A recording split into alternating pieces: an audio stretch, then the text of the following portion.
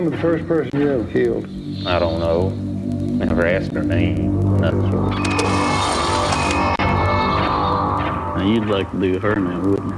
Which one? I know the guy's crazy. What I want to know is, can we believe this nut? He said he's killed over 200 people. Just when did you do all that? Just all the time. In the eyes of a stranger, in the hands of a drifter, there is no mercy.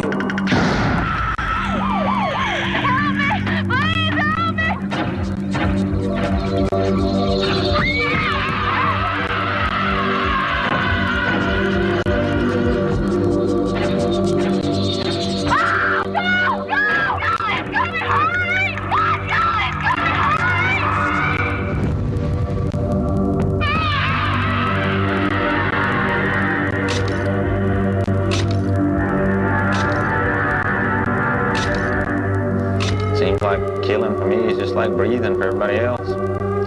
Just can't live without doing it all the time.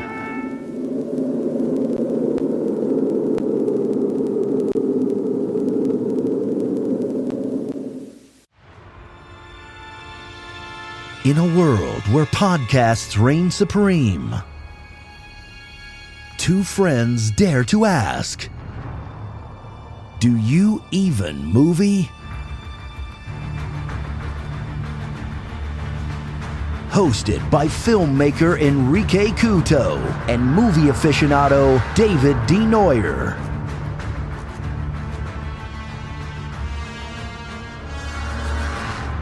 Spoiler alert.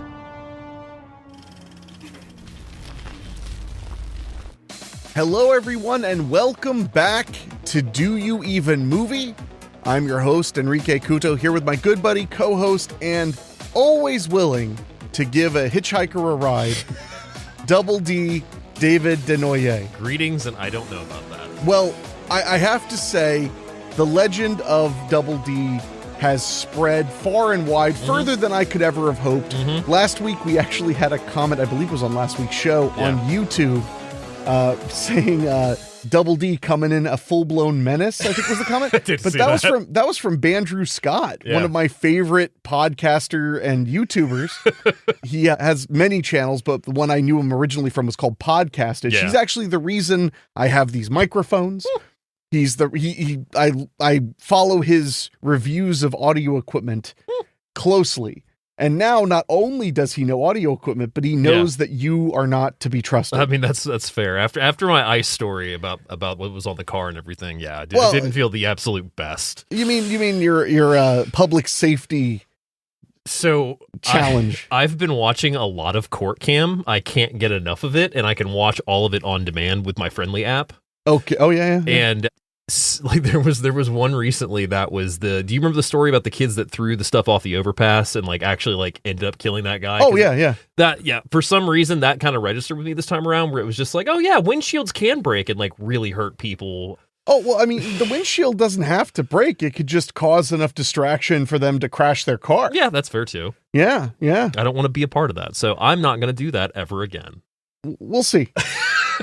I'll just mark that down on my little notepad of watch Dave until. I mean, basically at this point, it's until we get another like serious snow or ice storm, which hopefully won't be for about another week, it looks like. Oh yeah, we might get 2 weeks of mild weather here. Yeah. We saw earlier this week -7 degrees. It sucked. That was at like 4 a.m. So, yeah. So my roommate, he recently got a job at the Sheets I was telling you about, and he had to take out trash that night when it was like in the negatives. Yeah, he was not thrilled about that. I think that was Tuesday. Yeah, that was actually Tuesday. Yep. And Rachel and I went to see Wolfman, which I had a lot of fun with. I'm getting kind of fed up. Maybe 2024 was a bad example. We had such an overabundance of stuff come out in 2024. Very strong year, but like it was just everything had to be the biggest masterpiece of horror of all time. You had Maxine, you had Terrifier 3, you had Nosferatu, you had See, I can't even remember all of them. I mean, That's you the had problem. Long Legs, you had Long the Legs, Substance, you yeah. had Night Swim. Yeah, well, I mean, but you see, and then people will just like you, they'll chuckle about Night Swim, but Night Swim was fun. I still haven't seen Imaginary, and I'm dying to see That one was a lot of fun. I've heard Imaginary's fun. My point is, Wolfman, was it the greatest film I've ever seen? No. Hmm? Was it fun and scary? Hell yeah. Did I have a good time? Was it worth my ticket? Yes. One thing I will say for it that they don't really get across, I don't know how you would, in the trailer, is it takes place in one night. Yeah. But I mean, like, it literally one night. Hell yeah. They get to the area, the outskirts of town where his father's old farm is, and then it just starts. There's no, like, we arrive at the house, we look around, we go, wow, Dad's gone. But no, I mean, it's like they're almost there and they're being attacked by a wolf man. Yeah.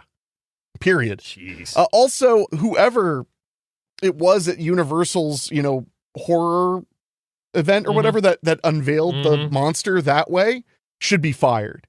Because I really think they were. I really think that hurt the movie immensely. Yeah. Because they took what was a pretty scary and original design for a wolf man and then dumbed it down to a Halloween costume, a high-end Halloween costume for Nights of Horror or whatever they call it there. And it takes all the, pardon the pun, all the bite out of the actual look of the monster. Absolutely, yeah. Like, majorly. In the actual movie, we only get glimpses. And they're pretty solid glimpses. The movie, it's not The Wolfman, it's Wolfman. Yeah. It's not meant to be a new telling of the Wolfman series. Wolf Space Man, right? Yeah, because it's not even together. Yeah. And there's no the. Yeah. It's just Wolf Man. And thanks to Batman, we now know that the makes a big difference. Thanks to DC in general. Especially in a freaking runtime. Well, and the Suicide Squad as opposed to Suicide Squad. Yeah. So, but it was a lot of fun.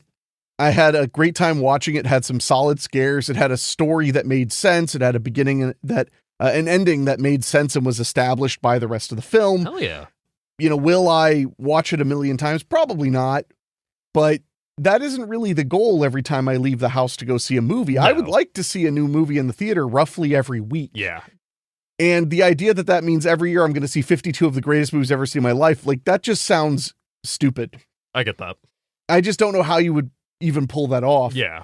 But that's kind of the thing. And there are so many good movies that come out. It's hard to keep up with all of them. That absolutely is. I mean, I still want to see Den of Thieves 2, which I know is in theaters right now. Yeah, it just came out. Just came out. We have not seen, damn it, what's the one that I'm trying to think of?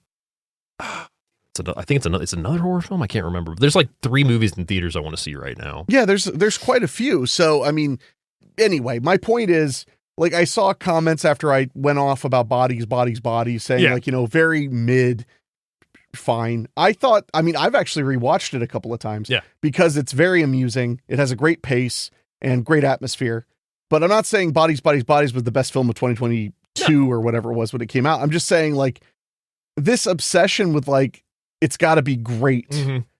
I'm bored with it. You saw that Substance has like 7 Academy Award nominations. Which is nuts. Yeah. Like, overall, I'm happy about it, but I'm also kind of perturbed because that's the breakout that gets body horror and, like, gross out horror into Academy Awards. I don't know. Yeah. I'm not against it, but I did when I saw it, I was kind of like, of course it does, because everybody loves it. And I loved it. I was curious if Longlegs was going to get anything, and I don't think it got a single thing. Nah, probably not. Yeah, but I remember they were actually doing, like, for your consideration for that movie. But you put, like, a former A-list star. I mean, nothing against Demi Moore. I mean, because she also had a small role in Landman. Yeah. And she was phenomenal in it. It looks like in season 2 she's going to be a major role all about that. In it. So, no spoilers, but that's really what it looks like. I think it was a wonderful performance. I thought it had a good message. So I have nothing against the movie. Yeah. It's just kind of that moment where I'm like, that's the one that pushed it over. Do You Even Movie will be right back.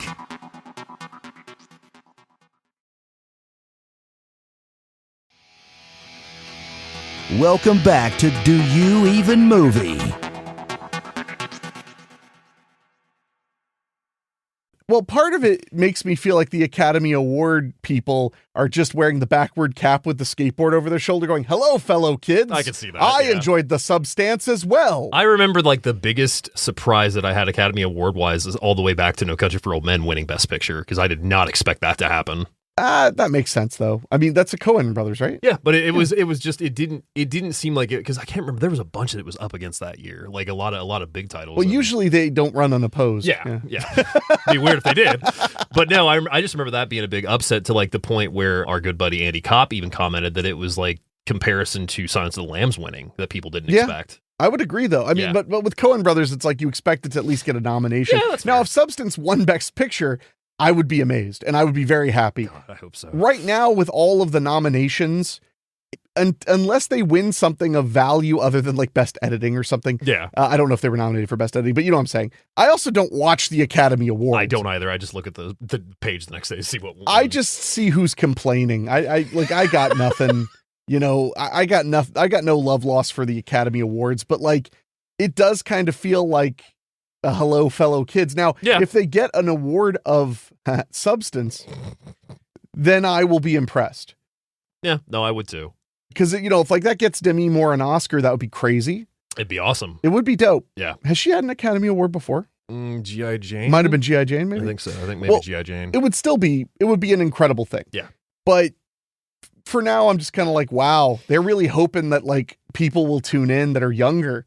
And that's a big problem with this entire market, with the film world, is it's like people our age and older are most of it. Yeah. The younger people, they're really struggling. Like, I remember when I saw the trailer, granted, this was before I found out the movie wasn't very good, for Good Burger 2. Do you remember when I saw the trailer? 2. I think I turned to you and I just said, fuck trying to get young people to watch movies. You millennials have money, right? You'll come and watch it, right? You'll pay money. That movie was so disappointing. It was not great, but yeah. So it's same thing with like, you know, when there was a new Indiana Jones movie, I was like, wow, they're okay, cool. They're just like, okay, never mind. We can't get Zoomers in here. So anyway, regardless of all of that, our movie tonight is a film that is near and dear to my heart for several reasons. And one of them is that for me personally, it was a literal VHS video store discovery. Yeah. Which for someone my age is the height of nostalgia. And it wasn't like, you know, I found the tape at no, it was at Hollywood Video right there on the shelf in the crappy clam boxes they use, the weird case boxes they use. This would have been, not to date you, but this would have been, well, no, like, we're just friends. It wasn't like release. Like it was like it had been out for a bit, right? Oh, this tape was from 1992. Okay. Yeah, or 91 or 92. Yeah. That was at the legendary Hollywood Video near my house that was originally a movie gallery. Yeah. And that's where I first saw Evil Ed. They had the double tape of Dawn of the Dead just on the show. I'm sure you rented multiple times. You have no clue. Oh my God. I would rent the double tape and I would just watch both versions and then watch all they had like all the foreign trailers on one of the tapes. The tape, yeah. I would just watch it all the way to the end. I just wanted more Dawn of the Dead. Yeah. So, but that being said, this one was kind of special because I'd never heard of it. I'd never seen anything about it. I'm probably 12 or 13, which is way too young to be watching this I film. would say so, yeah. The film tonight, by the way, is 1985's, although released in the U.S. in 1991's Confessions of a Serial Killer. And if you've not heard of it, that's your problem. You should rent it on Amazon or rent it on Fandango at home. 99-cent rental right now on Amazon. Oh, that's so worth it. Yeah. It's a great film. It is loosely based on the killer Henry Lee Lucas. And I know what you're thinking. Well, there's Henry, Portrait of a Serial Killer. They made this first. Yeah. This was made first. By the time it was ready to come out, Henry had gotten all the buzz. And as I said so eloquently a couple weeks back, it's kind of like Paul Blart Mall Cop and Observe and Report.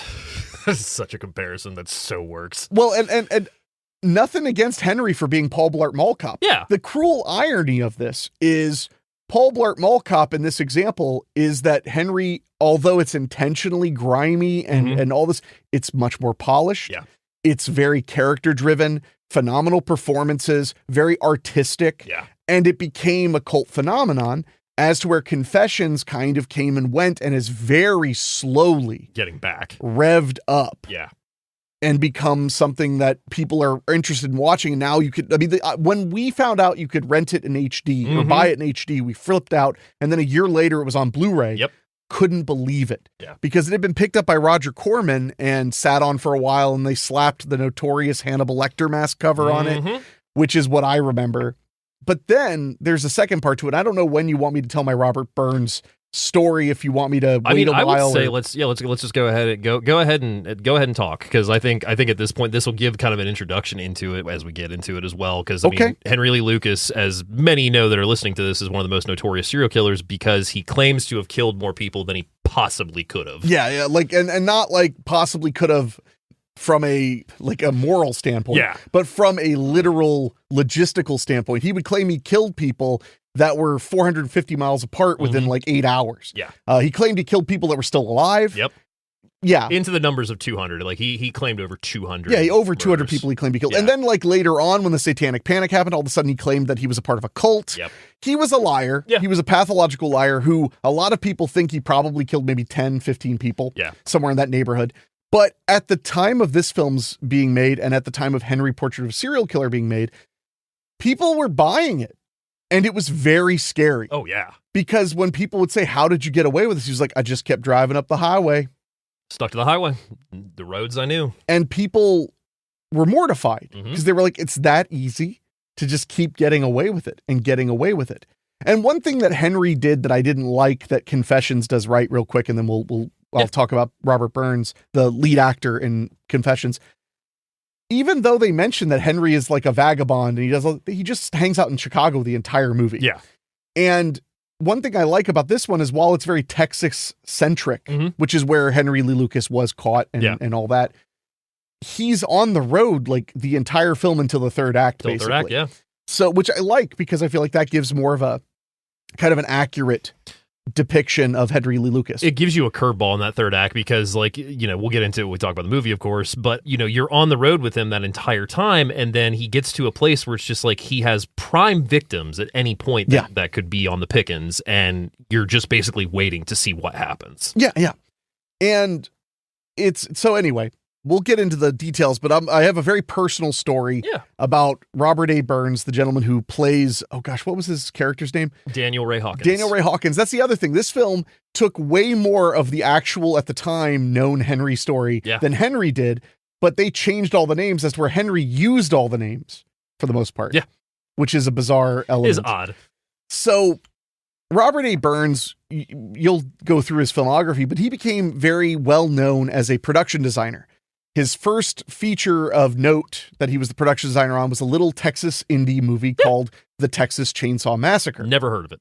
Me neither. But he was the guy, when you watch that film, he was the guy who made the bird cages full of chickens, the furniture out of bones. He was the guy who did all of that and a lot more. He also did Reanimator, The Hills Have Eyes. He did a lot of interesting pieces.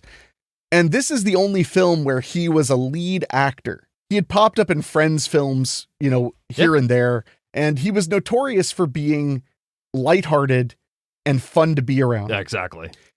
And one year at the Cinema Wasteland convention, I want to say in 2002. Oh, cool. It would have been 02 or 01. Robert A. Burns was a guest. And I got excited because I was a Confessions of the Serial Killer fan. Yeah. Even though most people were there for him to sign Reanimator stuff and Texas Chainsaw stuff.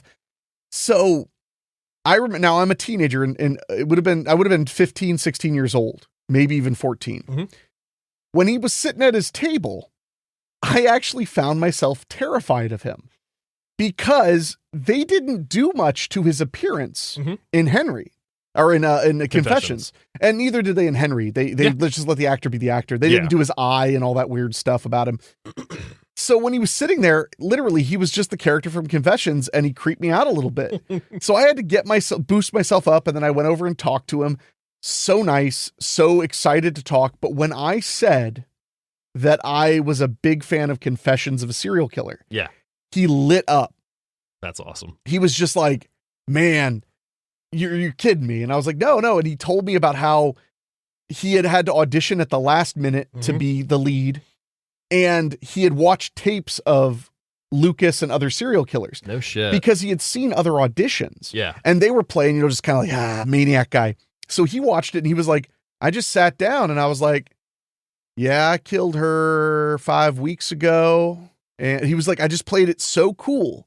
Because that's how those guys do it. It's like they're telling you what they got at the grocery store. Yeah.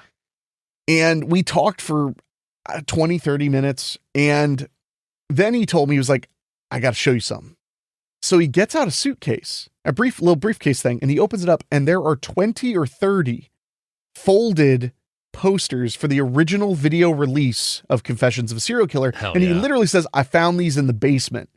You should have one. That's so cool. Now, I can't remember, sincerely, I cannot remember if he charged me $1 for it or if not.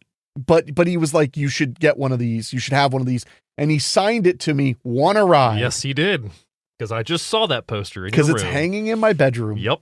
That poster has been very special to me for lots of reasons. One being that it's impossible to find them. Yeah, I can imagine. I've never seen one on eBay. I've never seen one in a horror group. I have no idea if I was the only person who bought one that weekend. It very well could have been. Do You Even Movie will be right back.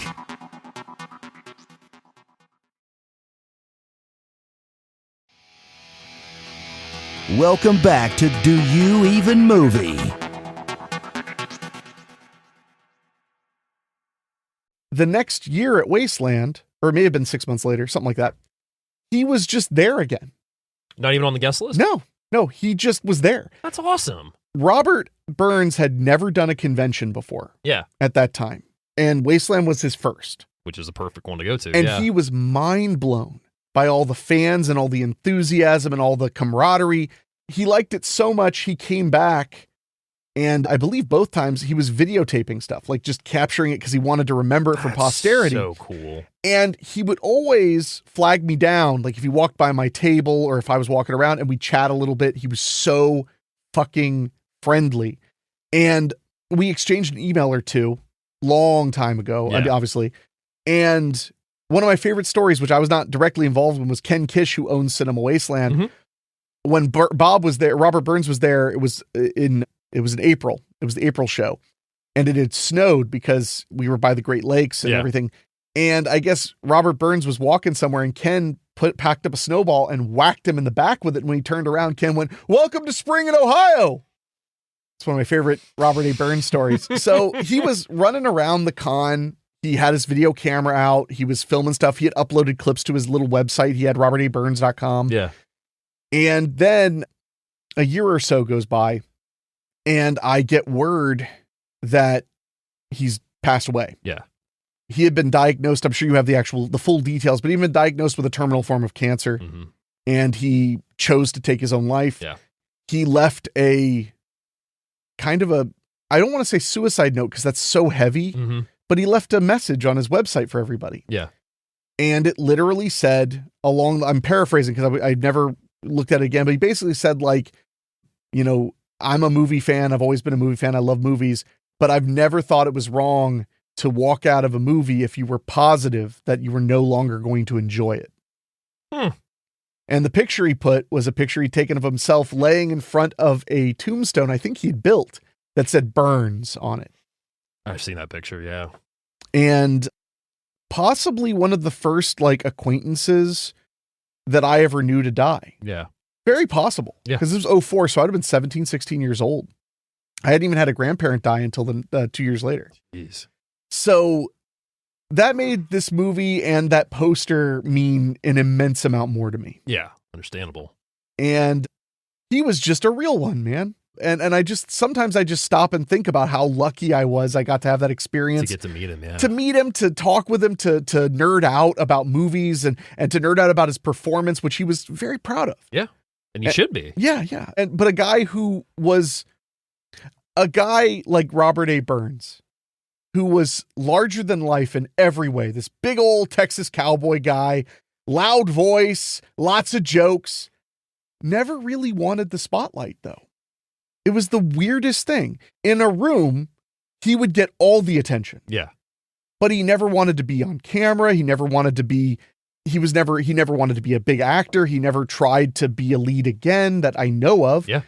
He was just Robert A. Burns. He was just this guy. Yeah, he was talked about immensely on the commentary track on this disc. Nothing but great things to say about him, from the director to the cinematographer to the co-star who plays Molly in the movie. They had nothing but amazing things to say about him. Yeah, I've never heard a negative word about him. Yeah. I mean, the worst I've ever heard about him was when he would put his foot down about safety on the set, or put his foot down about animal protection and stuff like that. Those are like the only negatives I heard, is like, yeah, Robert Burns wouldn't let me do this because he said it was too dangerous for the animals on set, or he said it was too dangerous for this or that. He would know. He would. Yeah. So, yeah, Robert A. Burns was a great dude, and I'm so glad we could talk about this movie, and I'm so glad that I could kind of share it with people. I've shared it with a lot of people over the years. Yeah.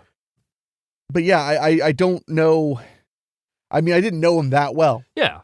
Obviously, I get that. But he left a real mark on me. Yeah.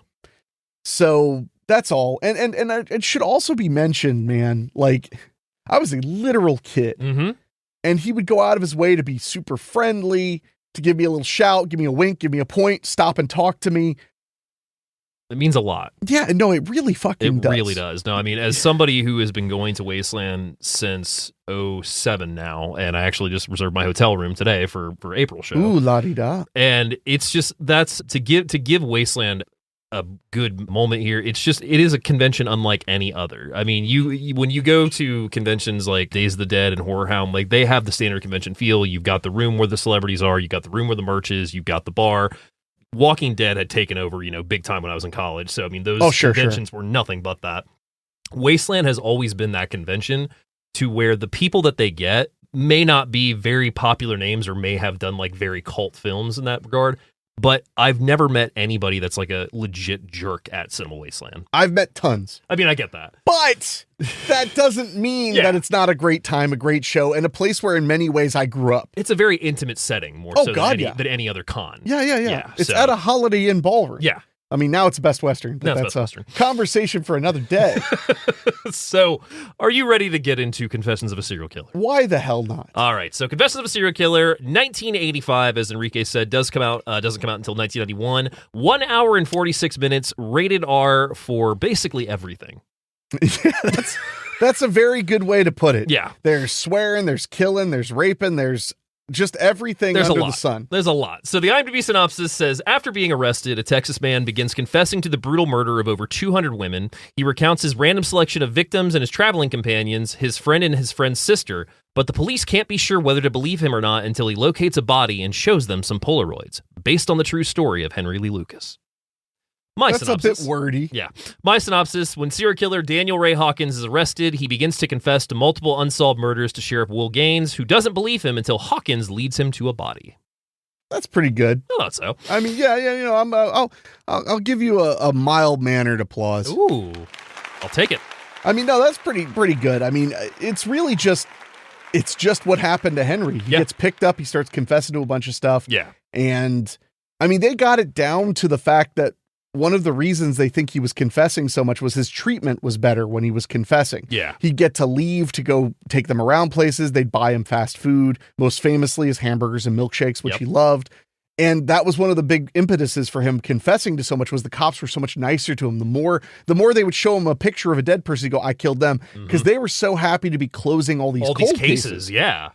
And whether you think that was from a place of who cares, let's pin it on him, or it was from a case of legitimately like, we have so many unsolved murders, because Texas has an immense amount of unsolved murders. Yeah. A crazy amount, and a crazy amount of murders too. So, especially in that era. Well, I mean, 1974 is when we get the text for the original of the movie and everything. But like, people forget that like the 70s and 80s was the haven of serial killers. Well, and violence and murder in general was insanely high in the 70s, 80s, the 60s even. There was so much violence and murder. Yeah.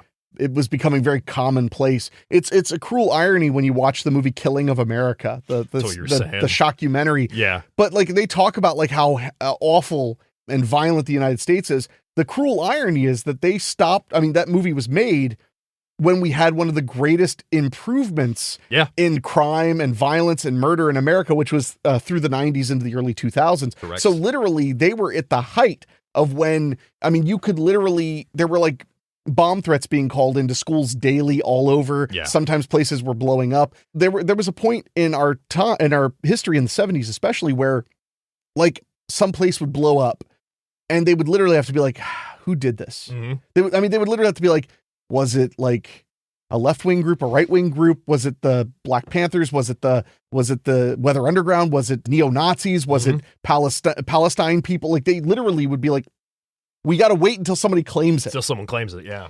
And we forget that a lot very easily, that times were very, very scary. Very scary. Then. So, and this is a good example, because that was kind of the height of when we understood serial killers were a thing, was in the 70s. Yeah. Basically, I think really after the Manson murders was when people started to really go like, who are these psychos? Yeah. And how can we learn about them more and send them wedding proposals if you're a white woman? It definitely amped up true crime interest when Helter Skelter was released. Oh, yeah. No, without a doubt. Both in book form and the original movie. Yeah, no, without a doubt. And the sad truth is, a lot of these people like Henry Lee Lucas or Ed Kemper or any of these notorious serial killers, they were all just like poor people. Yeah. And this was like, in that era, especially, like, it was like, if you wanted to become famous when you were born the way like those guys were born, you either got good at singing, you got good at acting, or you killed a bunch of people. Yeah, unfortunately. Do You Even Movie will be right back.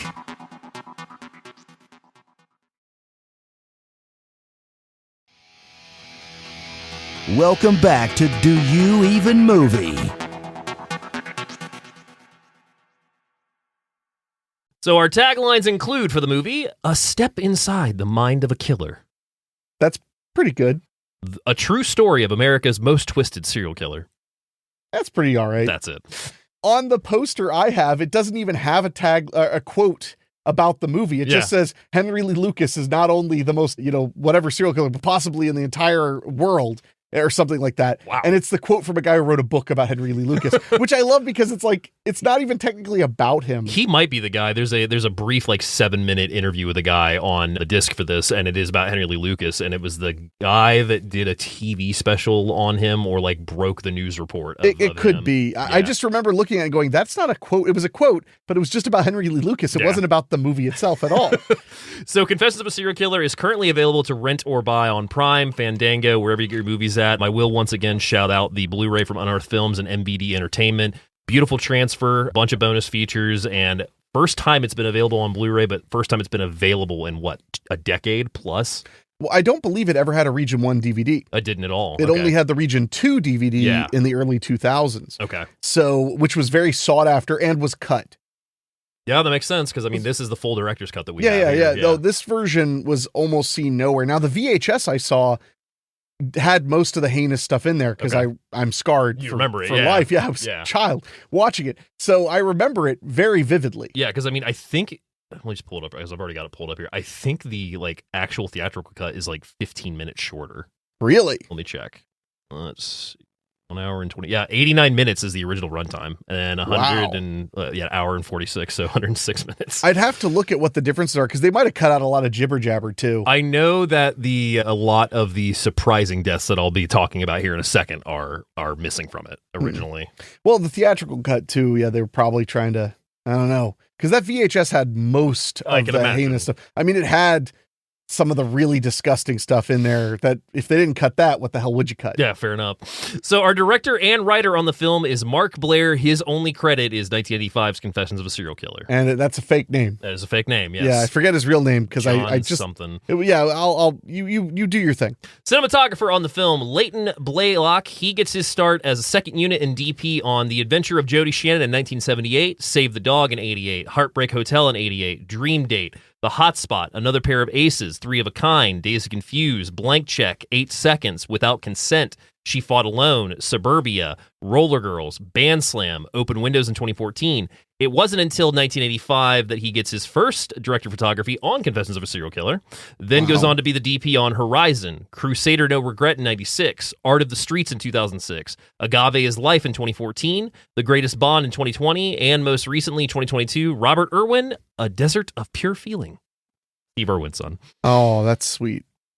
Cast in the film includes the great Robert A. Burns, who plays Daniel Ray Hawkins. He gets his start as art director in 1974 on the Texas Chainsaw Massacre. Goes to be the art director in 77 on The Hills Have Eyes. She Came to the Valley in 79. Tourist Trap in 79. Don't Go Near the Park in 79. Disco Godfather in 79. Microwave Massacre in 79. The Howling in 81. Full Moon High in 81. Blood Song, Time Walker, Mausoleum, Play Dead, Reanimator in 85. Night Wish in 89. He's also an actor in 1979's Microwave Massacre. I don't remember him in that. He's one of the construction workers in the bar. Of course he is. The Howling in 1981, Confessions of a Serial Killer in 85, The Substitute Wife in 94. He appears on Walker, Texas Ranger in 95, A Woman of Independent Means in 95, Muhammad's Radio in 96. He also directed a film, Mongrel, in 1982. Which I have a copy of. You did get a copy of that? Yeah, I got one. We're going to check that out. Oh, the director's real name was John Dwyer. John Dwyer. Who went on to have quite a career in screenwriting. He came up with the story for Captain Ron. No shit. I have a feeling he mostly wrote screenplays that went nowhere or that his name was taken off of for, whatever stupid reason. But he also made quite a career making commercials and industrial films, I would assume around Austin, Texas. No shit. That's awesome. Robert A. Burns did, of course, unfortunately pass in 2004, May 31st. He was 60 when he passed, and as Henrique mentioned, he did have cancer, but he did end up taking his own life to avoid the pain of it. Yeah, well, I mean, it was terminal. Yeah. I remember that much. Dennis Hill in the film plays Moon Luton. He gets his start in 1982's Mongrel. He's also in The Innocent in 85, Confessions of a Serial Killer in 85, Red-Headed Stranger in 86, Murder Rap in 88, Ned Blessing, The True Story of My Life in 92, The Underneath in 95, The Secret She Carried in 96, Friday Night Lights in 2004, The Sarah Silverman Program, Nuggets in 2007, and last, Into the Blue Chew, The Reef in 2009. He unfortunately passed in July 2nd of 2014 at age 64 from cancer as well. Wow. Yeah. Young guy. Berkeley Garrett, who plays Sheriff Will Gaines in the film, he gets his start in 1983's Tender Mercies. He also appears in Cloak and Dagger in 84, Confessions of a Serial Killer in 85, Red-Headed Stranger in 86, and he unfortunately passed May 8th of 97 at age 71. Wow. So what was your first time watching Confessions of a Serial Killer? Well, as I said, renting the tape from Hollywood Video and sitting alone in my dark teenage bedroom and being mortified. Yeah. And it left quite an impression. That's my that's my story. I had found out about the film from an ad preview on a VHS or one of my many trailer sites I looked at back in the day, like Video Detective and whatnot, and luckily tracked down a VHS copy at a flea market. It was at Caesars Creek Flea Market, actually, and there was a dude that had a booth there that had a bunch of VHS tapes that you normally wouldn't find anywhere else, and I knew on my last visit that he'd had this, and so when I found out what it was, I was like, I have to see this. So naturally grabbed it when I was there the next time. The film genuinely disturbed me by its dirty feel, the display of violence, and Burns' performance just made me uneasy, but I could not look away. Yeah, that's a very fair way to put it. So then a few years ago, we screened the director's cut, and I was just reminded of how much better I find this film, better than Henry, but I will go into that once we get towards the end. But genuinely, this was a film that just knocked me flat on my ass the first time I watched it. Yeah, very fair assessment right there. So our movie breakdown as we get started into this, it is June 4th, 1974, as we see that this is the reporting of one of the most brutal and violent acts that had perpetuated the country at this point. And we see Daniel Ray Hawkins driving along the interstate late at night, listening to the radio. He comes across a woman who's broken down on the side of the road, and he offers to help the woman with her car. She tries to start it, and Hawkins keeps an eye on her before telling her it sounds like the carburetor trouble, and he cannot do anything about it, but he is happy to drive her to one of the nearest gas stations. Of course he is. He's very happy to. She seems nervous at first, but he reminds her it's late, and she may not get another one passing by anytime soon, so eventually she agrees. He walks her to his car. They drive off, leaving her car on the side of the road with the flashers going off. Once moving, Hawkins starts clearing trash out of his car, so he's just moving stuff off the floor and out of the seat and everything, causing her to comment it appears that he's been on the road for a while. Yeah, and he replies, yes, ma'am, I have been for a long while. And his look, he's just he's got curly hair, kind of a little disheveled, unshaven with a mustache, and just a pair of thick horn-rimmed glasses. Yeah. Kind of just some guy. Yeah, everyday average Actually, guy. kind of looks like Don't even. I mean, wait, you've even got curly hair. You can't tell. Pulls my hat down further. Lord. Do You Even Movie will be right back.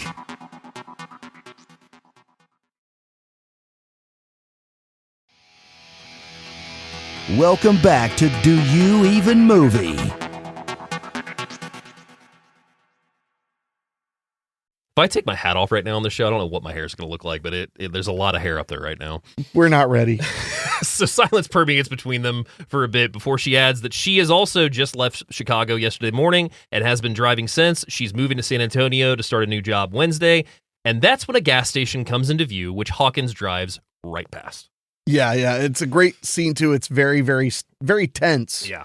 So the woman asks him to pull over so she can get out here and walk, but he just keeps on driving, putting up his window because at first he was smoking a cigarette when they started driving. Hawkins looks over to her with really no expression. He just has a stare, basically. Yeah, he just kind of acknowledges she's there. Yeah. And then looks back at the road. So the woman begins to cry, stating her boyfriend and her are planning to be married in 3 months, and she begs him, even offering money to be let out, promising she won't say a word to anyone. Hawkins keeps driving down the dark road and pulls off to the side, stating he's sorry he took her out so far, but he'll take her back to that place now. And she tells him, no, just let her out here. She's fine. Well, the way he explains away what he's doing is he acts like all, because she's scared as shit. Yeah. He acts like he's basically just like, oh, I just thought maybe we could, we'd fool around or something. Yeah. That's what I was hoping, but no, you're right. Like, and she's just like, no, I'll just get out anywhere. Yeah. Anywhere's fine. So he gets out, and the woman goes to the door, finding it locked from the inside on his side. Eventually, Hawkins comes around to her side, and as she's crawling out of the car, he's taking a knife out of the back of his pocket, opening it, and then he slashes her throat and proceeds to stab her. And that's when we get a smash cut to the black text, or the black background, white text, Confessions of a Serial Killer. Yeah.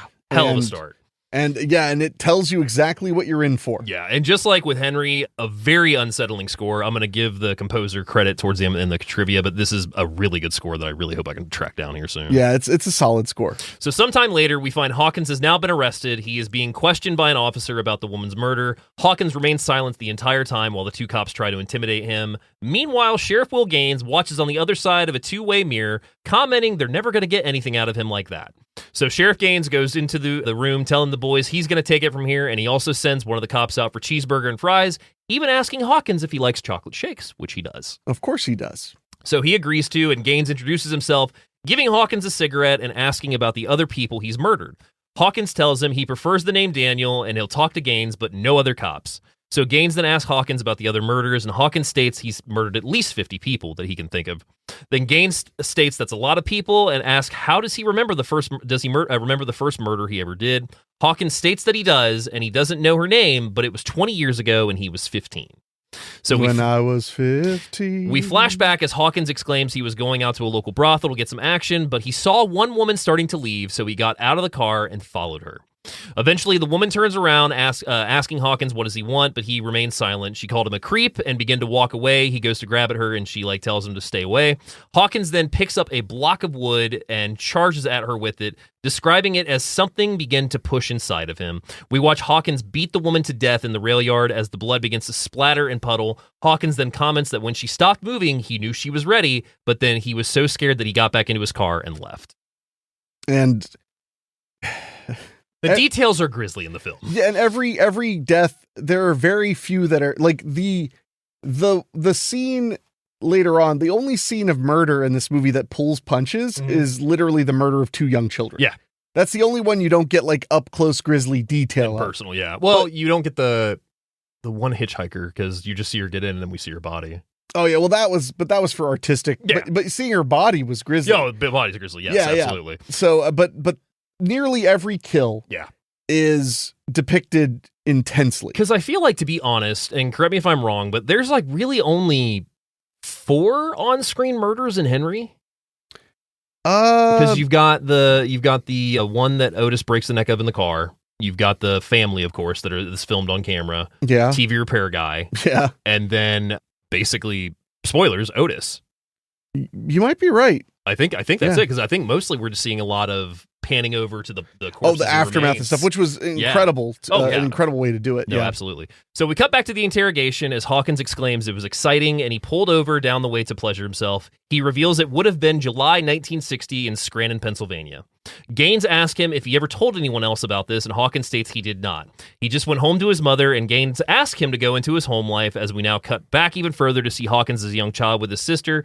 And he starts to think. We cut to the home where we see a man in the wheelchair. We hear Hawkins exclaim that was his father who was injured in the war and basically was left in the wheelchair. His mother really didn't tend to him much. We see his mother come home with two men as Hawkins and his sister watch from the other side of the room. We watch his mother start to flirt and play with the men as one begins to grope her. Hawkins exclaims that she would have sex right in front of the children, and this would be a nightly occurrence with different men.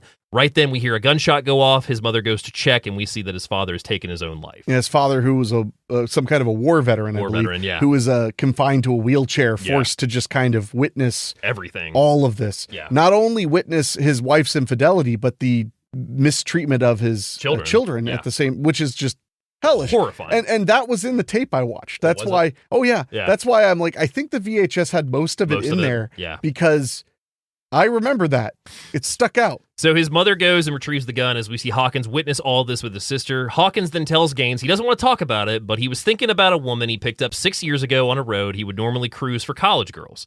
The woman goes over to his car, and Hawkins tells her that he's got to get the door, and the woman looks in to see a dead body under a blanket. She tells him that she'll get another ride, and he realizes what she saws, and she takes off running, and he goes right after her into a cornfield. The woman gets a head start and disappears into the corn, but Hawkins keeps after her, eventually finding the flashlight she dropped. He begins to search the field for her as we see her trying to stay low and crawl through the corn as Hawkins keeps shining the light through, trying to find her. We see her stop as the light starts to get close, and then she rolls right in time as the beam almost catches her. This scene is so intense and done so well. Yes, very much. So Hawkins, seeing nothing, makes his way through the corn. The woman goes back to crawling away, trying to get away from him as quickly as she can. Eventually, Hawkins catches her in the beam of the flashlight and takes off running after her. The woman then comes to a road, finds a truck pulling up with another woman driving. She goes to the truck, telling her that a man's going after her, and that's when she's like, get in the car, get in the car. So she goes on the other side. Hawkins then beats the glass of the driver's side, breaking the window with the flashlight, but the truck then speeds off. And we cut back to the interrogation as Hawkins finishes saying that was the only time he lost a hitchhiker. Otherwise, when they got into the car, they were mine. Yeah, and the way he says it, it's so matter of fact with just a glimmer of joy. Yeah. It really chills you to the bone. He never legitimately in this movie has a crazy look on his face, I would say. No, he gets angry a couple times. He gets angry, yeah, but he's always kind of collected and just there. Yeah. So the cop arrives with the food and Gaines tells him to bring it in. As he goes back into the room with a two-way mirror, he requests a psychologist to come in and hear this, and sometime later, Gaines is back with Hawkins asking how he didn't get caught, and he explains that he stuck to the highway and nearly put 160 miles on one car one year. He goes into another story in Louisiana. We see a woman get into an altercation with her boyfriend outside of a club. He ends up leaving her while Hawkins sees the whole thing. He quickly pulls up, offering her a ride, and she gets in, stating, "You bet your goddamn ass I do." So we see that she asks where they're going, and he tells her that he doesn't know, offering her a beer. She states that she's good because she has what she needs right here, pulling out a joint and lighting it. She even offers the joint to him, and he states he doesn't approve of that, plucking the joint from her hand and throwing it out the window. And that's when she basically says, well, what does it say? That's your fucking problem. Yeah, and I love how he's mad that she's swearing and doing drugs. Yeah. Meanwhile, he's gonna rape and kill her. Yeah. He adds he didn't approve of her language and the attitude, and that's when she finds a BDSM magazine on the floor, commenting on it, saying nice, and also noticing that there's a pistol on the floor next to her as well. Eventually, the woman asks to be dropped off so she can call her boyfriend, but Hawkins keeps driving, looking forward with no response. She tells him to pull over or she'll get sick, and he tells her go ahead, and that's when she wastes no time at all grabbing the pistol, telling him to stop the car. Which he does. Yeah, well, I mean, wouldn't you? So he stops the car and tells her he needs to open the door from her side. She tells him to stay put, open the door, and let her get out on that side, but leave the keys in the ignition. But suddenly, Moon pops up from the back seat, Hawkins' partner in crime, who quickly breaks her neck. Hawkins then adds that they both assaulted her before dumping her into a field and driving off. So now we have another character as we introduce Moon, which is Hawkins' partner in the movie. Yes, and he's based on the real life Otis Toole, or Otis Toole. Yeah. I think is actually how you said his name, Otis. So that is when Gaines asks Moon's name, and Hawkins confirms Moon Luton, and Gaines asks about Moon, and Hawkins tells him he's been apprehended in Baton Rouge, at least that's what he heard last, and Gaines sends a cop to check on this. Hawkins confesses that Moon and he had a sexual relation, and the cop comes in confirming Baton Rouge has one Moon Luton, and they want to speak to them about what they've got. So yeah, and this is where they're starting to realize, holy crap, we got a live one. Yeah. So Gaines requests more information from Hawkins, and he goes into another story where he and Moon were movers for a woman in Rockdale. We see the two of them in the back of a moving truck working hard, taking a break as Moon goes to wipe sweat from Hawkins' brow. They see a woman in the yard next door chopping away, and that's when Moon notices her too, commenting he was already thinking about paying her a visit later on that night. Yeah, the way these guys just kind of, I mean, they're drifters, literally, they're drifters. They just drift around finding victims. Yeah. That's all they do. And that's all we see. So later that night, the young woman is in her home listening to a record when Hawkins knocks on the door, introducing himself as the mover for the neighbor, who mentioned that she was having issues with her AC, and since it's so hot, they were happy to come over and take a look, and would only charge her $20 to get it running. She's unsure because it's late and she doesn't really know them, so Hawkins offers her $10, and she agrees, and Moon enters behind Hawkins. Moon acts like he's going to go fix the unit in the bedroom while Hawkins sits down on the couch flipping through a magazine. The woman offers him a drink, but Hawkins says he's fine. The woman introduces herself as Karen Grimes, trying to make small talk with Hawkins, thanking him, but he just keeps looking and flipping through the magazine and one-word answers only. Yeah, he's completely detached at this point until he eventually looks over at her and tells her how pretty she looked earlier. Commenting that she looked good today outside trimming the bushes. The woman is uneasy but thanks him, then gets up to see what Moon is up to. She sees that her front door is still wide open, but she makes her way to the back of the room, finding Moon sitting at her vanity, putting on her makeup and making himself look very pretty. Yeah, baby pretty now, mama. Baby pretty now. That is when outside we see the window shades are drawn, the lights go out, and we hear the woman scream. We see the stereo get turned up, some knives are grabbed from the kitchen. Karen is tied to the bed by Moon as she struggles. The two climb onto the bed, and Moon wastes no time cutting her throat while Hawkins begins to assault her. Yeah, and this is probably one of the most grim scenes of the movie. Yeah, and that's saying something. But yeah, the way they depict her violent assault and murder. Yeah. They pull absolutely no punches. No punches. And I mean, that's one thing with this movie. Henry, I feel like, ups the gore a little bit. I mean, I feel it does have some realism to it, but I feel like it does up the blood a little bit, where I feel like Confessions is pretty fucking realistic. Yeah, no, it's very matter of fact. Yeah. And that's one of the things I like about this movie is that it's very straightforward, well done in its way. It didn't set the world on fire with its depictions. It is a B movie. Yeah. But boy, in this movie, they don't shy away from the fact that he and Moon were sleeping together, which they shied away with completely in Henry. They don't have any reference to him and Otis or Otis, sleeping together. They also, in a little bit when we meet Moon's sister, they say she's 16. Yeah. And in Henry, they made her 18 or 19 years old. They made her a full-blown adult. And which is funny because you split the difference. You're splitting the difference because in reality, she was like 12. Yeah, she was very young. Yeah, which is gross. Yeah. You think? Yeah. Do You Even Movie will be right back.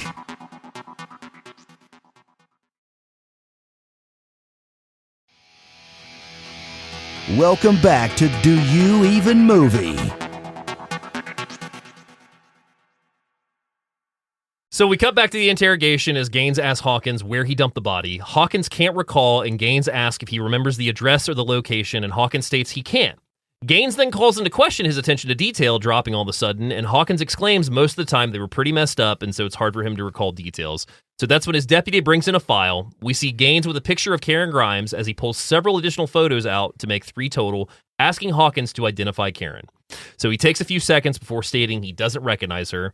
Gaines states he's having issues believing him. All the details so far that he's recalled have been in the newspaper. Hawkins states he's not lying, and Gaines asks him what else was done in Karen Grimes' home. There was something specific that was not reported. And that's when Hawkins asks if he's talking about Moon defecating on the floor, and Gaines asks, was that Moon that did that? Hawkins claims that he would do that sometimes, and Gaines then requests the details on where they dumped the body. Hawkins starts, but a deputy requests him to draw a map. So we hear Hawkins describe the path south as we see Gaines and his deputies now driving out to the drop spot. He confirms they dropped her off in some bushes by a creek, and we see the deputies going to search. We now see Hawkins with a psychologist asking him if he thinks that he could ever change. Hawkins replies he doesn't know. Killing is like breathing to him now. The psychologist thanks Hawkins and leaves, going into the two-way mirror room, joining Gaines. Gaines informs him they now have cleared 6 murder cases and more to follow because even Canada is wanting to talk to them now. Yeah, of course. Well, and this was back when you could cross the border without a passport. Yeah.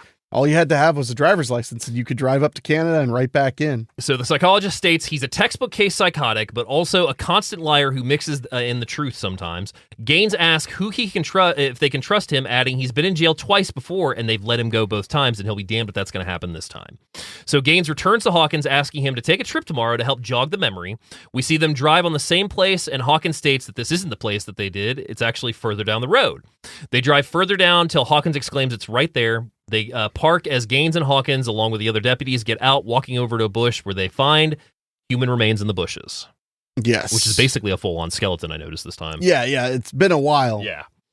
So we see the crew now at the drive-thru enjoying more food. He asks if they're going out again tomorrow, and Gaines tells him, well, that depends on him. And Hawkins adds that he wants to help so that they can shut these cases, give the victims family closure, even warning other women not to hitchhike. At this point, a server girl comes up to the window to get Hawkins' shape, and that's when he plays with her for a second, even holding it back, and that's when he states, you're lucky these guys are here, otherwise you'd be mine. Well, it's a great scene because when he gets the shake, he says that right as she realizes he's handcuffed. Yeah. So like it's a great visual moment because she realizes this is a criminal. Yeah. And then he says that to her, and the way he says it, he doesn't say it like he's malicious. No, he says it like he's saying he'd take her out for a nice dinner. Yeah. He's like, you'd be all mine. And it's really mortifying. So mortifying is the term for this film. Hawkins looks over and comments there used to be a 7-Eleven in that location as we cut to another story as we see him and Moon pull up to a gas station, which is the place that they were just looking at. Moon tells him he wants to get more magazines and may need him to read him some articles, and that's when Hawkins tells him to get the magazines with pictures, but Moon tells him they don't sell those here. Oh. So they should make their own magazine. Yeah, he's like, we should make our own magazine with all kinds of pictures. So we see the two make their way into the store as they fill a cart with various food, drinks. We see Hawkins steal something while he gives Moon an eye, and the man starts to check them out. Hawkins asks Moon if he has any money, as the man tells him their total is $52. He says he left his wallet in the car, and Moon states, oh, don't worry about it. As Hawkins goes to walk to the car, Moon draws the gun, blasting the store owner. And that's when Hawkins quickly takes the gun from him. Going into a video section towards the back of the store, we hear a woman exclaim, no. We see 2 shots happen, and that's when he goes back to the clerk, shooting him again, before telling Moon to get a move on. Moon comments, holding a camera, that they can use this for the pictures for their magazines. Yeah, they're just, he's a little annoyed that Moon just kills the guy. Yeah. But he's mostly just like, let's just get going. Mm-hmm. It's like me being annoyed with you because like you got distracted on your phone when we're on a hurry. Yeah. I'm just like, oh, Dave, come on. You killed those people. So we cut to a bus depot as a locker is opened and we see several shoeboxes retrieved out of it. Gaines brings the shoeboxes to Daniel, opening them to reveal piles of Polaroids of him, Moon, and another woman who we find out is Molly murdering people and also various corpses. Gaines, looking through them, tells Hawkins it's important for him to tell him everything from this point on, and Hawkins says, of course, he just forgot about the boxes of pictures. Gaines asks why he left them at the bus station, and Hawkins confirms they just did. That was the best place to put them. Going into a story about how Moon's sister Molly joined them at one point, and as Enrique said, she is 16. We cut to the 3 of them outside enjoying a meal of fried chicken and beer. Molly asks if she can stay with them for a bit, and Hawkins and Moon agree, as Molly offers to show them how to make some real money at what they're doing, telling them that they should go to the bus station. Hawkins asks why, and she says they'll see, adding Molly showed them how they could use the bus station lockers to store things for just a quarter for as long as they wanted to. I mean, that is a life hack. So we see Molly go into the bus station as a cop goes past them, worrying Hawkins and Moon, but the cop drives past them, keeps going, and Molly returns to the car with a woman named Jasmine, who apparently just broke up with her sugar daddy, and Jasmine is offering to pay for a ride to hang out with them for a little bit as we see them drive off. Short time later, we see the car pulling down the road as it stops, and we see Jasmine's body fall out completely bloody and dead as they dump her into a field before driving off. Yeah. Back at the interrogation, Gaines asks Hawkins how many kills Molly was a part of, but Hawkins states he really doesn't know, but a good amount. They got along well, they were even married, just the 2 of them with no official ceremony. Gaines asks how Moon felt about this, and Hawkins states he was fine because he and Molly's relationship did not involve sex. I mean, that's like the only good thing going. Yeah, jeez. An officer enters the room with a cart full of photo albums as Gaines explains that they're all missing persons, not just Texas, but all over the country, and over the last 9 years, I think he says. Something like that, yeah. So Hawkins asks if he wants him to show him his, and Gaines says that's exactly what he wants. He wants him to flip through them very carefully and tell them any of the ones that he has murdered. Hawkins flips through a few, stating no to them, but we see a young man. Hawkins confirms that that's one that they did. We cut back as we see the young man walking down the road as we see the car pick them up. Hawkins exclaims Moon asked if they wanted to pick him up and have sex with him before killing him, and Hawkins agreed. They pick him up, and Hawkins exclaims that Moon tried to put the Moon moves on him but ended up breaking his neck when the man refused. They chopped him up and would dump pieces of him down the road every 50 miles or so. Jesus. They got $50 off him, though, and ate a nice breakfast the next morning, which Moon thanked Steve wherever he was. He thought, and he referenced that as like a funny anecdote about the meal. He's like, yeah, at one point he said, Thank you, Steve, wherever you are. And he laughs. Yeah. So he flips another photo and claims another victim as a young woman he met at a bar and killed her quick. He flips an album again, and Hawkins exclaims he already told Gaines about this one. Gaines says he needs a second and lights a cigarette, asking Hawkins to confirm if this is the school teacher he abducted in a shopping mall, and he confirms that it is. He picks up another album and states he knows this one. It's one of his. And we cut back to see a shirtless Hawkins and Molly asleep in the grass. He awakens to watch a camper pull away from a parking lot, returns to Molly, telling her that they overslept and all the cars are gone now. So they're going to have to get a move on and act like hitchhikers since Moon took the car. So they're going to have to kill someone and take their car. It's going to be real simple. We see Hawkins and Molly pack up their things and move out. Molly asks if she should get the ride and have him hide out while they wait, and Hawkins confirms, handing her a pistol, telling her to use it as soon as no one is around. Suddenly, a white car with a flat tire pulls up, and Hawkins exclaims this will be easy, telling her to wait over by a tree off to the side. Do You Even Movie will be right back.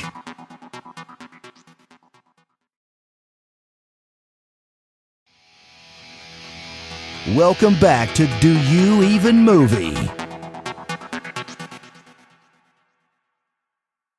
An older gentleman gets out of the car and begins to work changing a tire. Hawkins offers to help the older man, and that's when he exclaims if he's offering, he'll take it, laying down a Bible on the side of the trunk. He asks the man if he's a preacher, and the man exclaims he's not. He's a doctor, Dr. Cervix. And that is when Hawkins asks if he wants help and begins changing the tire and asks if he can get a ride when they're done. Cervix agrees, and Hawkins tells him he's got something dripping under the car. Molly then comes up behind him as the man goes over to look. Molly draws the gun, but suddenly a cop comes into view across the street, and Hawkins stops her. I mean, the gun's right on the back of his head. Yeah, she is about ready to blow his brains out. Yeah. Like, and the way she's just kind of savory, and she's like, almost. Yeah. Almost. Yeah. It's like, I would compare her to Sherry Moon in House Thousand Corpses, but she's not that crazy. She's not baby level. No, she's just matter of fact. Now, Moon is much more of like a mad dog killer type. He's really relishing in it. Yeah. But our lead, he's just very stodgy, and she's picked up on that kind of matter of fact Moon killing. Reminds me of the killer in Hard to Die. Pete Spellos? Pete Spellos. Yeah, the actor Peter Spellos, yeah. Yeah. So Molly draws the gun, but the cop parks across the street, so he stops her from pulling the trigger. That's when Cervix states he doesn't see anything, and Hawkins tells him nothing to worry about, but Cervix says he goes on to explain that he's got a handyman shop, he needs someone who's good with tools, and an apartment comes with a deal if he's interested. The cop siren starts to ring as he drives off, and Cervix helps Hawkins get the tire back into the trunk. Sometime later, we see the three arrive at Cervix residence, and he introduces them to the secretary, who's Doris, who asks to speak with him, asking him what he's doing since he doesn't know them. He shuts the door, and Hawkins and Molly excuse themselves as they begin to wander the property. Coming across a young woman who is immediately spooked by their presence, Monica, who is the doctor's daughter, is introduced to them, and he tells them to excuse her. She's just that way sometimes. Monica gets up excusing herself, and that's when he tells her to get used to them being around, as that's going to be the new handyman. Yep, because he's a good Christian man who gives opportunities to people who are drifting. Yeah, and, yes, he does. Yeah. This could not, blow up in his face at all. No. So that's when Monica goes to leave. She knocks over a radio, and the radio breaks, or so we think. That's when Hawkins picks it up. He fixes it, and he even kind of gives her a look as she walks off. And she's just uneasy completely. Well, yeah. No, I mean, he's such a charmer. So that is when Cervix tells him that to get used to them being around, and Hawkins says that they can make it work, asking if it's okay if Moon stays with them from time to time. And at first, he's a little uneasy about this, and he's like, no, he's a hard worker, and, he's a believer in God. He's God-fearing, and that's what he says. Christian. Christian, yeah. He should, and then it should be fine. So he leaves telling them he'll be back later to show them the clinic. Hawkins watches Monica leave, and later we find him and Moon in a car having a drink. Moon comments that Cervix asked him if he was a God-fearing man, and Hawkins tells him not to worry about him. As long as they keep telling him what he wants to hear, they're going to be fine. A young couple with two kids pull up, and Moon makes a comment in regards to wouldn't it be fun to have, wouldn't be fun with one of them? I can't remember what he says. Oh, something have fun like, with her. And yeah. He says which one. Yeah, because there's a little child. Two childs. And, yeah. And mom. That's one of the most creepiest comments in the movie. Well, when you and I rewatched it when it came out in HD, I think it was you made a joke, like we were just kind of riffing. Oh yeah, because I was like, which one? And then he says which one. You're like, oh yeah, I felt extremely bad. I was just making a off-color joke. Yeah. So we see the two drive off and find a stretch of road. Moon pulls over asking if they want to play a game, and he agrees. We see Moon and Hawkins switch seats in the car and drive down the road, finding two little girls walking down the road looking at a magazine. The car slowly pulls up beside them as a shot rings out, dropping one of the girls dead. The other screams and goes off running into the field, but a second shot rings out and drops both of them. So if you're listening at home right now, we just watched two young children get shot dead in this movie. Yes. And while it was depicted from far away, it's still mortifying. Well, but it's, again, matter of fact. Yeah. Mortifyingly so. So that is when, excuse me here, later that night, Monica sits on the couch with her headphones at the house, watching TV as Dr. Cervix tells her goodnight. Moon and Hawkins return as Moon tells him he's planning to leave next check because he's not a fan of working and he misses the old days. We see they're in a new car now as Molly comes out of the apartment asking where they've been. They exclaim they got a new car as Molly asks where, and where did they get it from? And that's when the trunk is popped as a bound and gagged woman cries out, and Hawkins states from her. Moon removes her from the trunk and takes her into the apartment as Molly asks what they're planning to do. Hawkins removes a chainsaw from the trunk. Gee, I wonder what they're thinking, though. Crazy. He packs a chainsaw. Skin your ass raw. David, this is a heinous moment. Why would you quote Limp Bizkit? Monica in the house, hearing sounds of the chainsaw, running, goes out to the house, approaching the apartment slowly as the chainsaw continues running and revving. And this whole time, we're watching her just slowly approach the apartment, like very carefully. And she's got a radio on, too, but it's drowned out by the chainsaw. So there's nothing to worry about. Of course. Yeah. Until she gets on the steps of the apartment, the chainsaw dies off, her radio beats for a second, she switches it off, and then she just slowly starts stepping back.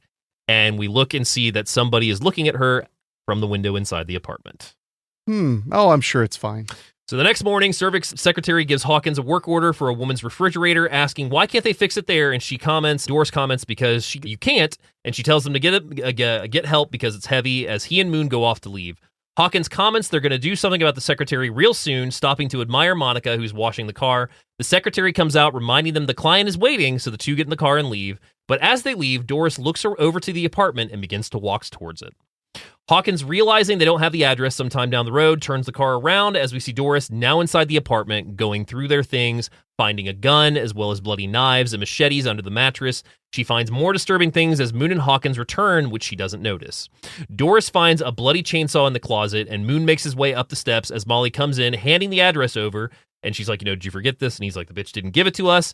And also that they forgot the toolkit, so he has to still go inside the house. Whoops. Whoopsie daisy. So Doris hides in the bathroom, which behind her we see a very bloody bathtub. She hears Moon inside the apartment, hears him leave, and she thinks it's safe when suddenly Molly pulls back the curtain, stabbing Doris in the stomach. She pushes her off and runs, but Molly tackles her onto the bed, hitting her with the shoe and going to run, but Molly then gets a slash on her thigh.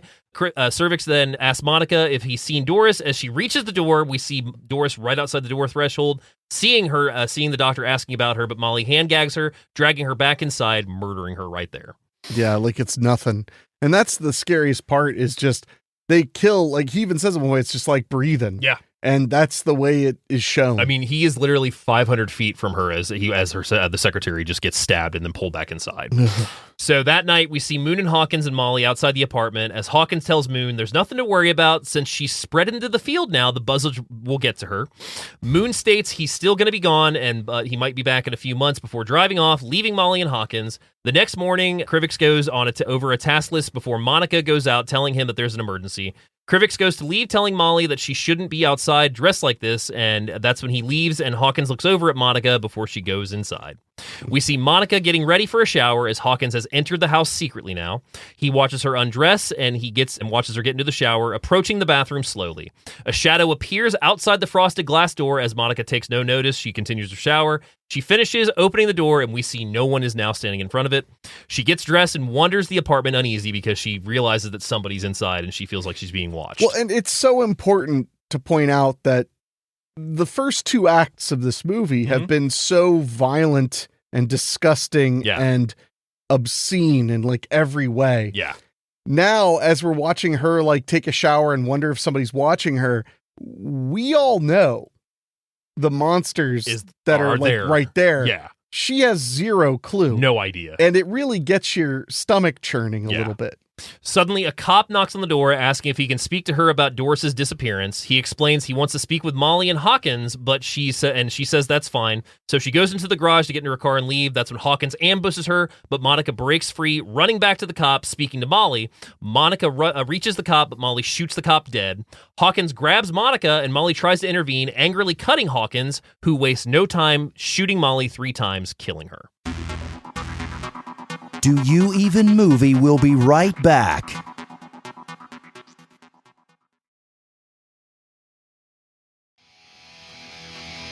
Welcome back to Do You Even Movie?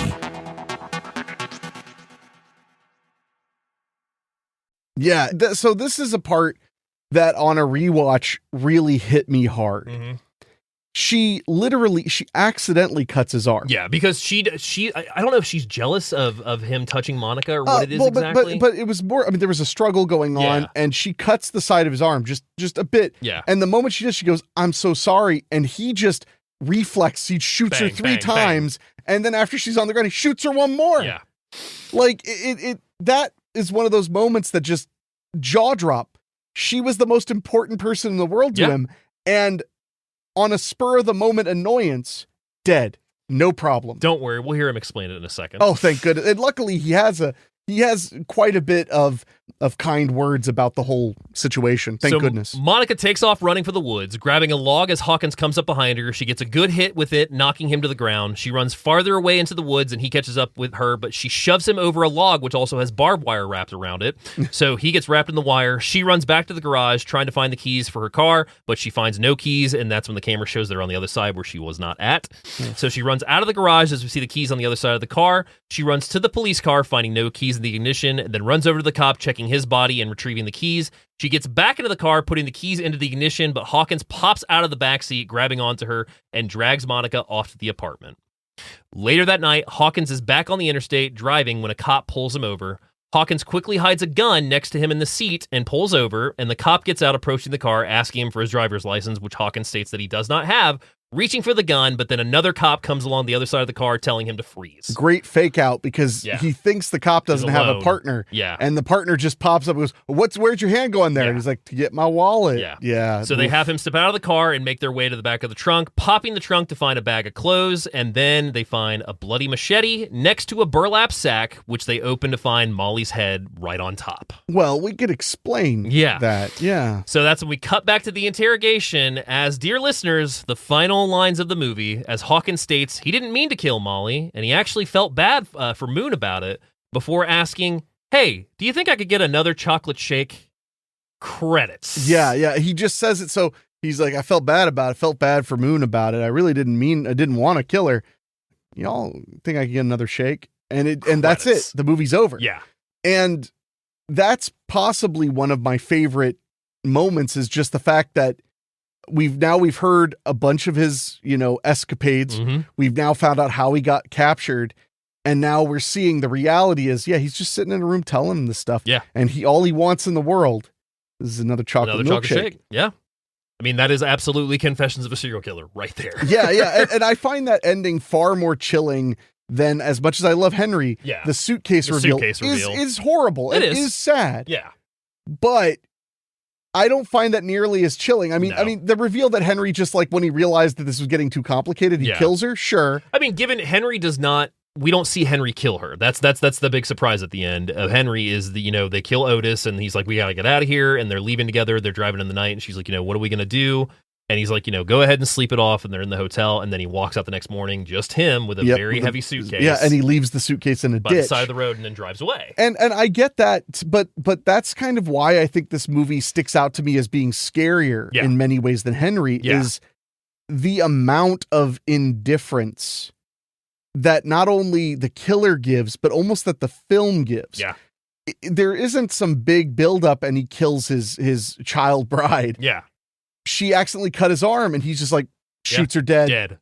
And that's it. It's just that is so much scarier to me. Oh, I mean, and Burns, as we said, is the absolute performer in this movie, which makes it work. But I mean, I think what I also love about this is just you get a straight up horror film that is not fun, because it shouldn't be. I mean, a movie like this should not be fun. And I mean, that's, as somebody who's a huge slasher fan, it's kind of refreshing to have that, oh, I'm not desensitized. Like, this movie fucks with me. Yeah, because it just hands you the reality and not much else. No. Yeah. There's not a lot of artful moments. It's just scene after scene after scene. Well, it's like you mentioned, we unfortunately lost David Lynch this past week, and you mentioned that, like, the driving scenes in this are very Lynchian, but probably not by means. When he's sitting in the car driving, the car is actually in motion. Yeah. They're clearly filming from like a pickup truck or something, him driving, but it's the middle of the night and he's almost floating because there's a light inside the car on him. Yeah. And nothing else. Nothing and I else. do think the reason it looks so much like a David Lynch kind of like floating driving thing is simply that they couldn't light the Low highway. budget, yeah. I mean, they had no money to light stuff more. So, but it really creates this eeriness that the highway is just a big, dark expanse where you never know what you might find or what might find you. Yeah. Yes. So would you like to know some interesting things about the film? I would love to. So unfortunately, budget information, box office information naturally does not exist for this movie, unfortunately. Yeah, they didn't suggest anything in the commentary? Not really, no. I mean, if I had to guess, unless you already have a guess. I don't have anything. If I had to guess, this was a $100,000 to $200,000 budget movie. I really can't imagine a little Texas indie, because it's important to remember, like when we covered Scary Movie, Austin was still a town. Yeah. It wasn't a big deal like it is now. Yeah. So this little indie movie in 85 shot in and around Austin, I just can't imagine them being able to get more than maybe 100 or 200 grand. I could definitely see that. To do it. Because, and a lot of those movies, that was the budget range back then. I mean, Reanimator was like 250 grand. Yeah. I mean, that was a similar time period. So anyway. So according to director Mark Blair, shooting the opening scene involving the pickup of the woman broken down on the side of the road was a crazy shoot due to the fact in order for a new take to begin, the car had to speed 80 mile per hour back down the road to the starting position. So that involved leaving multiple crew members to scramble back to their spots, as well as camera assistant John, as well. Camera assistant John Sharon at one point actually called for an emergency stop on the road due to the chaos of a reset. Jesus, that's nuts. Lane Fraser, who plays the stranded motorist at the beginning of the film, was a college friend of Sidney Brammer, who plays Molly in the film. They were both freshmen to the University of Texas Drama Department, where Robert A. Burns was also in attendance. Oh, okay. Okay. Burns originally signed on to the film as just the art director, but when the original lead dropped out due to a higher-paying gig, Mark Blair looked out the back to see Burns splashing blood on women, which would be shots used for the Polaroids in the film. Blair, along with other producers, watched Burns splash blood, laugh like a madman, and Blair spoke up, "There's our Daniel Ray Hawkins." Due to the tight shooting schedule, most of the night exterior scenes were done back-to-back. Wow. Yeah. I mean, I could see that. Yeah.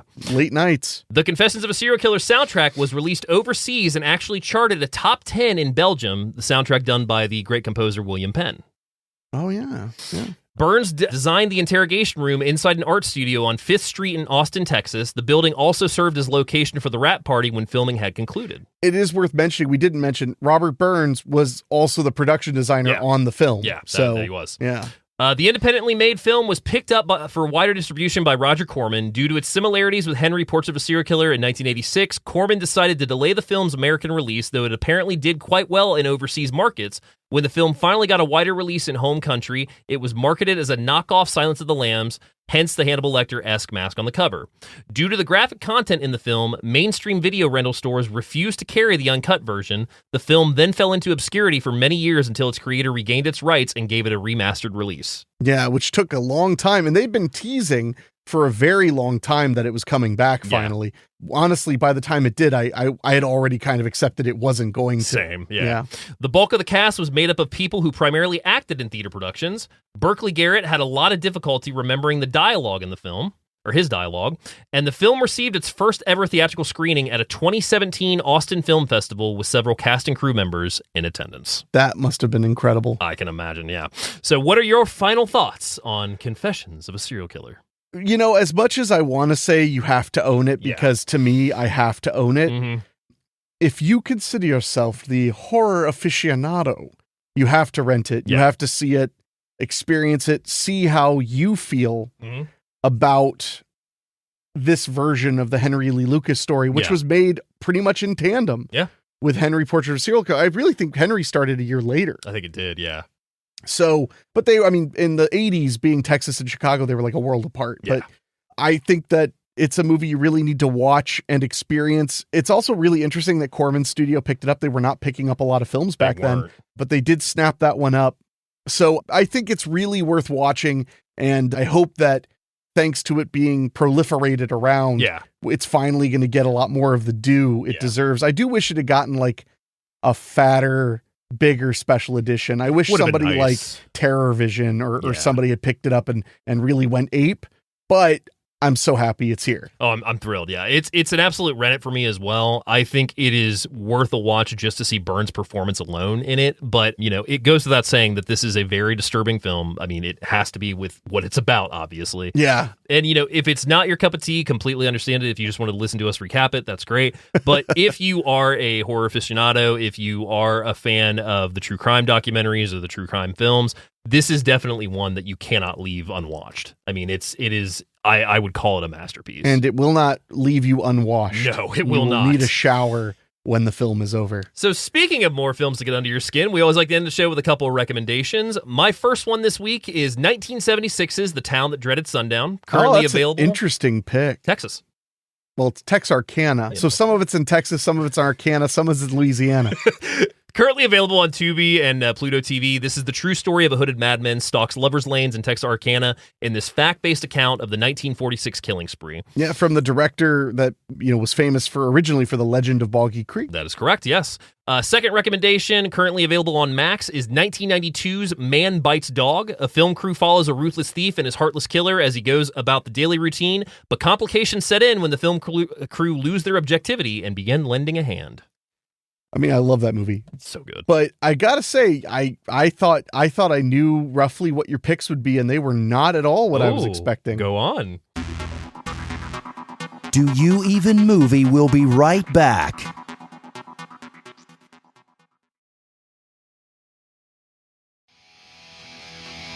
Welcome back to Do You Even Movie? Well, because I was, racking my brain for what my picks would be. Yeah. Well, I'll tell you what my contenders were. Okay. I thought for sure you would probably say Monster. I was thinking about with Charlize Theron and it was Aileen Wuornos. I was thinking about that one had a very similar, just grimy feel. Mm-hmm. Great film. Then I thought maybe you'd go with, or I was thinking of going with Iceman from 2012 with Michael Shannon. Michael Shannon, yeah, the Richard Kalinsky story. That's a hell of a film. Even though that Kalinsky is one of those criminals that we, again, do not know how much is true. I believe that he hung out in gay clubs. I do believe that too, yes. I do believe that too, yes. I actually read the book that Philip Carlo did, which was the guy that did the Night Stalker book. Oh, okay. And yeah, I mean, Kalinsky, the story of Richard Kalinsky, from what is told in that book and what we are to believe, the dude killed everybody, apparently, again. So, I mean, he killed me? He killed you, he killed me. Fuck. But no, yeah, Iceman's perfect. Yeah, it's a good one. But those aren't my recommendations. Yeah. Those were ones I was considering, but I had like three in case you picked one of mine. One of those. What is yours? Mine, this is going to be a surprise, but it's a little bit more of a deep cut, but I was trying to think of a serial killer story, like biopic, that really bothered me. Mm-hmm. So I went with 2011's The Snowtown Murders. Fuck, that movie is rough. Which is available on AMC Plus or Amazon Prime to rent. Also has a Blu-ray from, I want to say, Vinegar Syndrome, I think. Well, it is a hell of a film. Yeah. It's based on an Australian case called the Snowtown Murders. Mm-hmm. Based on true events, 16-year-old Jamie falls in with his mother's new boyfriend and his crowd of self-appointed neighborhood watchmen, a relationship that leads to a spree of torture and murder. Very disturbing film. When the whole part where he would make people say stuff on a tape recorder, yeah, and then he would call answering machines and so that no one would look for you. Yeah. That alone scared the ever-loving shit out of me. Yeah. From 2011 Snowtown Murders. Highly recommend that if you need even more serial killer goodness in your life. And who fucking doesn't? Snowtown Murders line up something extremely light after. I mean, as you would with Confessions of a Serial Killer, for that matter. Yeah, I mean, yeah. The thing that Snowtown Murders has that I think would make it wouldn't make it a terrible double feature is that Snowtown Murders is very polished. It's a professional feature film. It's an Australian movie, so it's got that little point of separation for us Americans. And it's got that odd humor in it at times too. It does. So I think it's a good palate cleanser as opposed to like if you watched Confessions and then like Monster back to back. Yeah. That's a lot of sweaty murder. Yeah. A lot of sweaty murder. a lot of sweaty murder.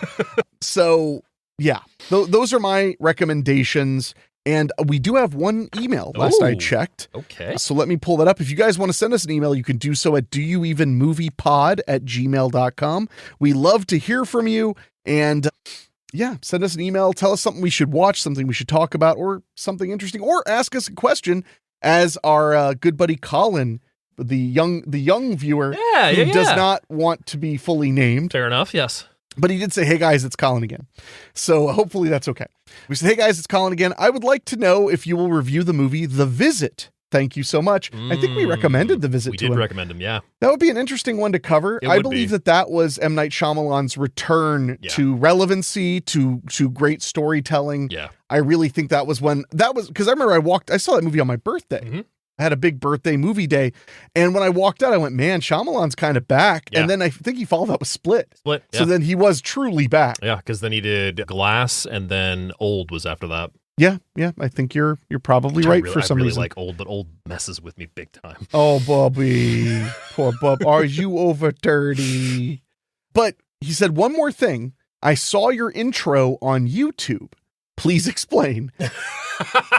Why the army and planes and things? I might be too young to understand, but it is quite confusing to me. So for those who are watching us on YouTube, you get a video version of our intro. Yeah. And basically the reason there's all this stock footage of military planes and all this stuff, that is because the music that we had created for the show has that big blockbuster movie voiceover with the big like action movie music. Mm-hmm. So I thought it was funny to have it be about us, but then because of the music, try to make it, the images match the music. So like, having like airplanes fly and an explosion and stuff. What it really comes down to is when I was editing our intro, all I knew was that I needed us in it briefly because it was introducing us. And that was all I had to go with. Yeah. It was my concept to run with. So I just put that stuff in because it made me laugh. That's why the last shot is the Rock'em Sock'em robots fighting. I thought that was a really funny touch. So you may be a little young to remember the obscenely constant tentpole in a world but that's what we're referencing. It's just kind of a parody of like an epic movie trailer. Yeah. For lack of a better term. It is pure fun. There's no rhyme or reason to it. It's just pure fun. Exactly. So that is our email for this week. Awesome. Would you like to know what we are talking about next week on the show? Fine. So we are wrapping up Cold-Blooded January. This was, of course, our conclusion to it, which means we're moving into February, and I can think of no better film than to kick off February than 1993's Groundhog's Day. Again? Currently available to rent or buy on Prime, Fandango, and Apple. I mean, if you don't know Groundhog Day, Wow, Groundhog Day is not streaming anywhere right now? Yeah. Damn. But I mean, I'm sure it's probably on cable soon. For Groundhog Day. Well played. Yeah, you know. Well, on that note, we're going to get out of here, my friends. We're going to go catch Flight Risk. Yes, we are. But please understand that I really do appreciate you tuning in. Dave, not so much. If you email us at doyouevenmoviepod@gmail.com. Go to doyouevenmovie.com for all the information about everything involving the program. You can also find us on YouTube. If you're on YouTube, please like, share it. If you think you need to subscribe, if you're listening to us on a podcast, make sure you're subscribed on your favorite podcasting app. A couple of star ratings do make a big difference, but we just appreciate you listening or watching. But now it's time for us to get out of here. So there's only one thing left to say, and that is we will see you next Tuesday. Just kidding. Can I get another chocolate shake? I knew you were going to do that. He just didn't even care that she's dead. Nope, not at all.